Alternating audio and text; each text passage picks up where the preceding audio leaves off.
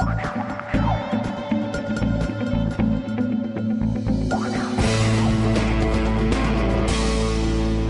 I'm Chris Burns, and welcome to The Network, hard talk with a matrix of newsmakers. At issue in this program,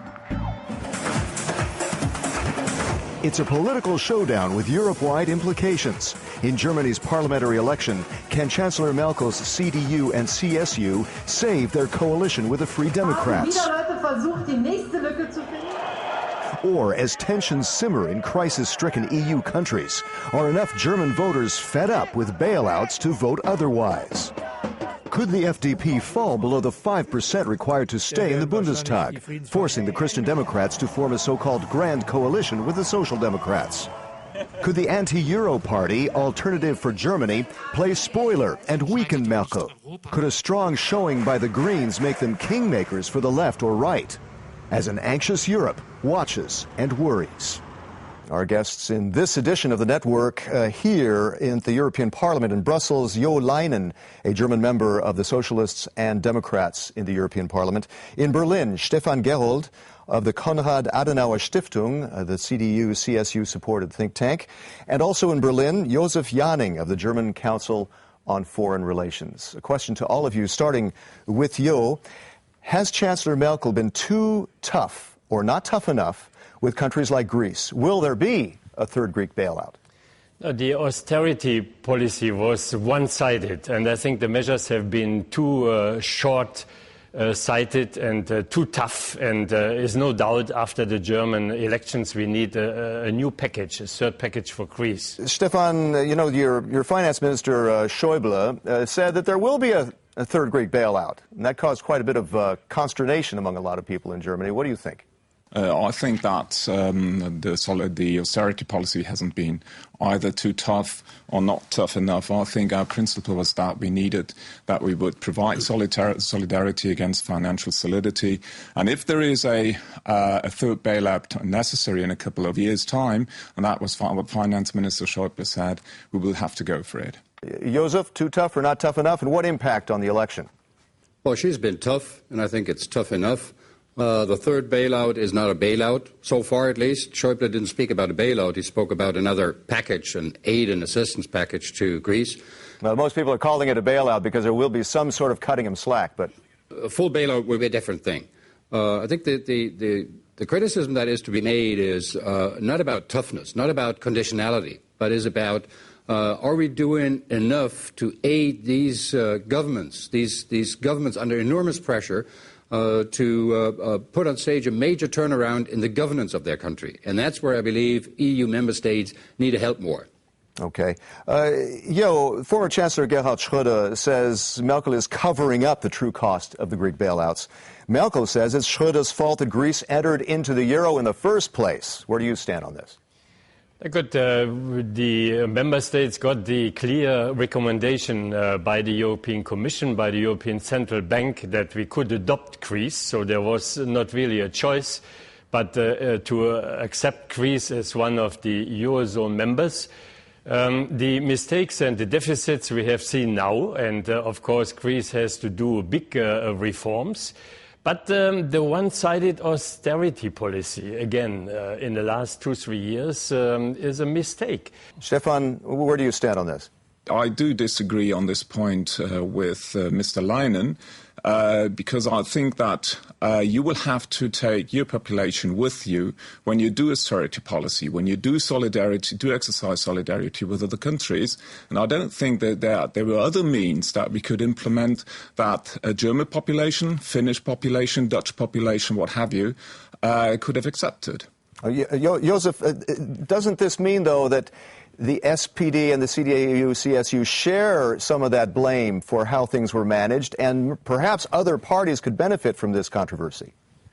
Well, they sure do share some of the blame. There were good reasons at the time to take in Greece, despite of the somewhat questionable numbers.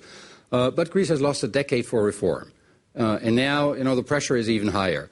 So I don't really think that at the end of the day, other parties may be truly benefiting from it because the issues remain on the table. The German economy grew by 0.7% in the second quarter. There was a federal budget surplus in the first half of the year. How can the SPD attack Merkel's economic policy if it seems to be working? We have unfair wages. More than 7 million people are working below wages that they can live off, and we have many adults that are poor. So it looks good, but it is not good. And I think a next government has to readjust and rebalance our economy and our society, and that's the big point for social democracy in Germany. Stefan, that was quite an issue in the debate. How does that come out in the image for the CDU-CSU?